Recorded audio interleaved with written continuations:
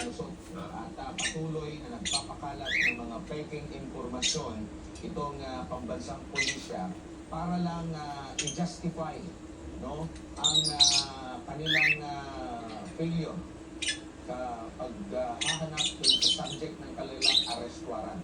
Talagang confirmed yung mga impormasyon na tatanggap natin na kung hindi man nila mahanap ang kanilang subject sa arrest warrant, gagawa sila ng hakbang na dumisan ang pangalan pa rin ng KOJC. I-justify nila, no? At patuloy nilang sasabihin na kailangan pa namin mamalagi rito kasi ang daming mga nakita namin pang abuso. Ang daming nakikitang pang-abuso hindi po galing sa KOJC, mula po sa inyo. Napakatahimik sa mahabang panahon po dyan po sa loob ng Kingdom of Jesus Christ. Wala po kayong maririnig na masamang record mula sa mga missionaries.